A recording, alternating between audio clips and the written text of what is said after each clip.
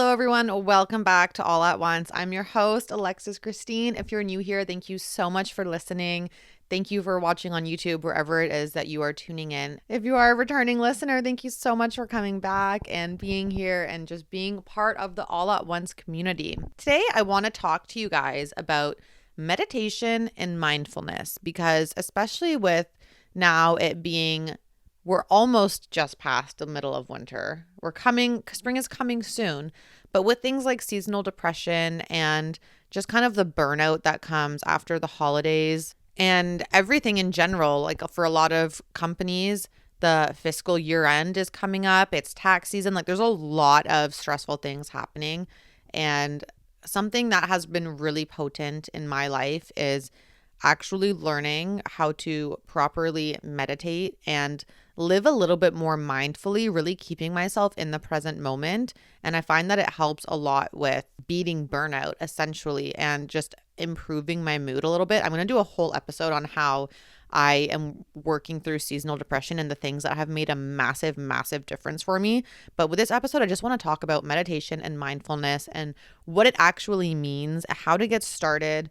So if you guys are struggling with stress or anxiety or burnout and you want to really tap into this kind of meditation mindfulness world, but it feels overwhelming or it feels intimidating, you don't know where to start, or you just can't imagine yourself sitting and meditating because you have monkey brain, you get so distracted, like it just feels like the most skin crawling experience of the world to you, that is okay. I am here to help because meditation isn't actually just sitting and doing nothing for 10, 15, 20 minutes, an hour. There's so many other ways to meditate and to live mindfully and get that same kind of experience and result without actually just sitting and closing your eyes. And I want to go through all of it today because it really is something that is so helpful for our mental health and in our day-to-day lives. And I feel like everyone can benefit from this in some way. And there's so many different ways to tap into it that there's something for everyone. So when it comes to meditation, like I said, a lot of people think that meditation is just sitting,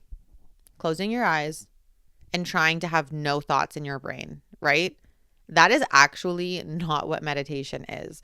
So there's different types of meditation. There's active and there's passive. And what people are thinking of when they think of this meditation is a passive meditation, right? And the goal of that isn't actually to clear your mind of thoughts. The goal of that is to be in the present so fully that when the thoughts come in, you say, oh, hey, there's a thought, and you let it go instead of thinking into that thought and building the story. That's what it is. It's not that your mind has to be empty or that it has to be clear. It's that you're not feeding into the thoughts that do come up. So you're observing the thoughts without judgment and then letting them go. Just kind of like when you are looking at the sky and like the clouds are just passing by, it's like, oh, they're there, great, but you're not really like, that's it, you let it go. Or when you're driving, like other cars are passing you and you see the other cars, but you're not really like tuned into them. You're not focusing on one specific car in general. You're just driving as all of these cars, all of this scenery, whatever it is, goes past you. It's like that. It's like you see it's there, you acknowledge it, and then you continue on. Okay, so meditation really is a practice of awareness, not of clearing your mind. It's allowing the thoughts to come through and then letting them go instead of suppressing them or feeding into them. So like I said, there's two different types. There's passive and active. So what I'm talking about right now is the passive meditation, okay? And if this is something that you want to try, you want to get better at, whatever it is, these are some ways that you can start. So the first thing is find a comfortable position. If you fall asleep easily, I would not recommend lying down because the whole point is to meditate, not to sleep. So you can kind of just like, even the way I am, just leaning against a couch, finding a comfortable position, closing your eyes and focusing on your breath. Feel the air being pulled in through your nostrils. Feel the air filling in your tummy, in your chest, feeling it as you exhale. Like just focus on the little micro movements, the micro feelings, and focus on that as you're breathing. Slow and controlled breathing in, slow and controlled breathing out.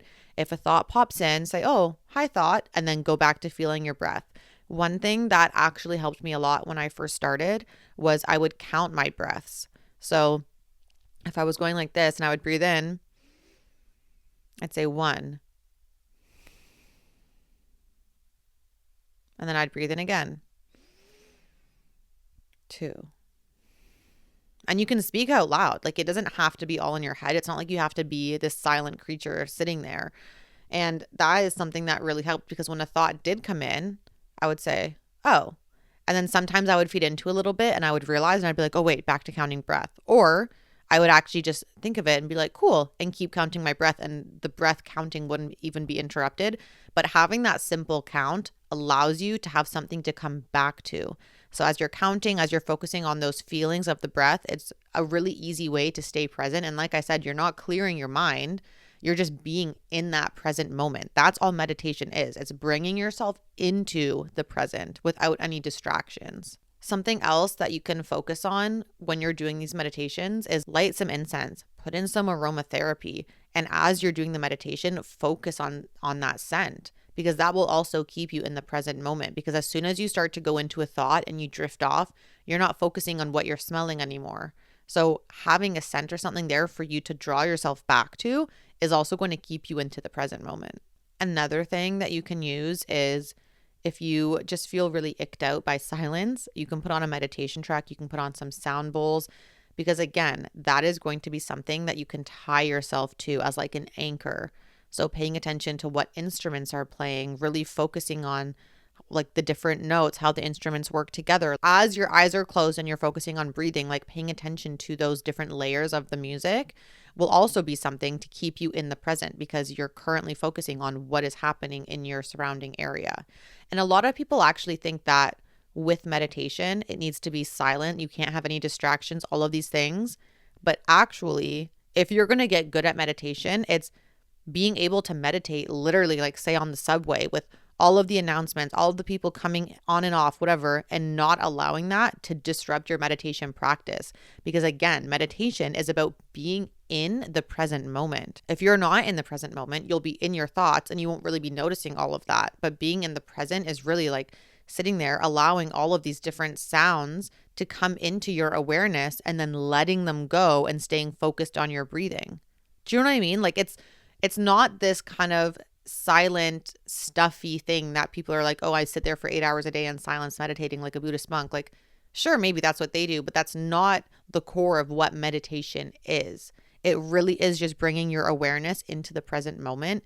And if you can get yourself to the point where you can meditate at home and people are on a meeting downstairs or doors are banging or you're hearing dishes clattering or like whatever it is, and you can stay in that meditation, you can stay in that present moment and focus on your breathing and the bodily sensations and everything else that you're allowing yourself as an anchor, done. You've mastered it. Wonderful. And then active meditation is actually one of my favorite things in the world, because it's basically, again, the same thing. Like you're bringing yourself into the present, but you're doing it while you're doing something active. You're staying in the present moment. So one of the best examples for me that I found was when I was bouldering, like rock climbing, because that is such a meditative exercise for me. When you are on the wall, when you're climbing, like bouldering, you don't have ropes, right? It's only about 30 feet high, but there's no ropes. So if you fall, you're falling onto mats, and you have to be aware of how you're falling, all these things, whatever, that's beyond the point.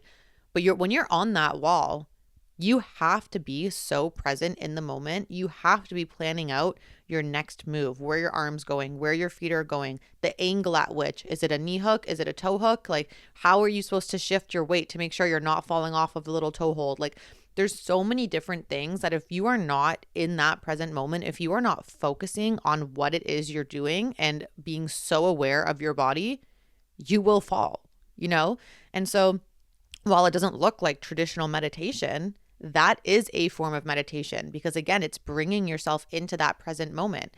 And another thing that I found actually is playing instruments. Playing instruments for me is so meditative. And I say that I can't play the piano. I can't play guitar. Like, I'm not a musician. But when I was in Bali, my friend had a handpan and I was playing it.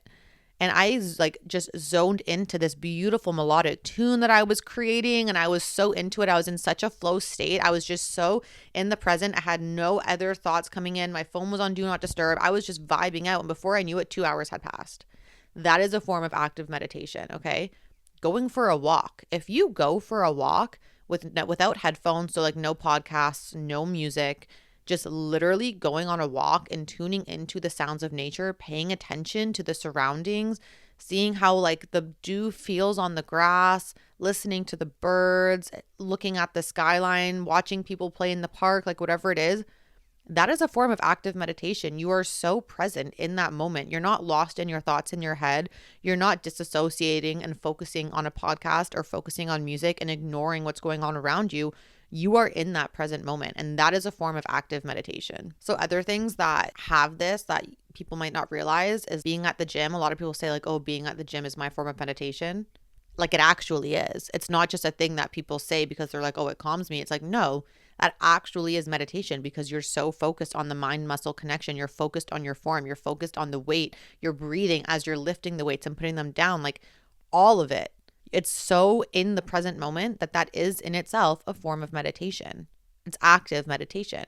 Same with yoga, okay? Same with things like painting. Any sort of activity that gets you into a flow state where you're in the present moment and you're not disassociating or being distracted by outside things is a form of active meditation. So most of you probably do this without even realizing. And now I want to shift into mindfulness because meditation is like an act that you're doing. Like you're going to meditate. You're doing an activity that puts you into a meditative flow state, right? But mindfulness is a way of living.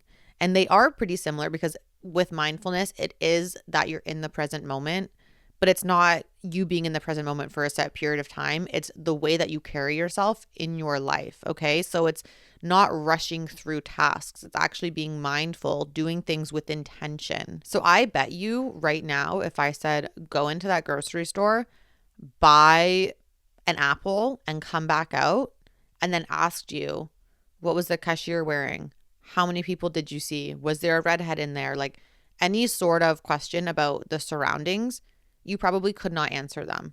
And that is because we are so focused on ourselves. We are this like one track mind. We go in, get the thing, we leave, right? We don't actually take the time to be present in what we're doing. We're not looking at our surroundings. We're not paying attention to the small details. We're in and we're out. And that is a form of just not being mindful. If you were to do that in a mindful way, you would be paying attention to your surroundings, to all the small things around you, to the different sounds, to the different people. You would be in that present moment, analyzing with awe and wonder of how magical this grocery store is, how amazing all of these different people are. Maybe not like so intense, but you know what I mean. Basically, you're being aware and in the present moment of your surroundings. I was actually reading a book called The Miracle of Mindfulness, and I'm going to butcher the name, but it's by Thich Nhat Hanh, I think. I'll put it in the description. This was back when I was doing 75 Hard. So again, I'm like reading 10 pages of a book every day. And this book changed my life. And one of the examples in this book that really stood out to me is an example of how to be mindful. So it's like when you're done your dinner and you're washing your dishes, don't just rush through the dishes so that you can get on to watching TV or making a phone call or whatever it is that you're doing afterwards. Like be present in that moment. Wash the dishes with the intention of washing the dishes. Do a really good job. Pay attention to what you're doing and like be in that moment of washing the dishes. Don't just rush through it trying to get it done so you can move on to the next thing. And that one really hit home for me because I was like, oh my God, that is literally me. Because when I live on my own, I don't really use a dishwasher. It's like I'm one person. How many dishes do I have? I just wash them and like that's it. But I'm always rushing through the washing, especially because a lot of times I wash as I cook.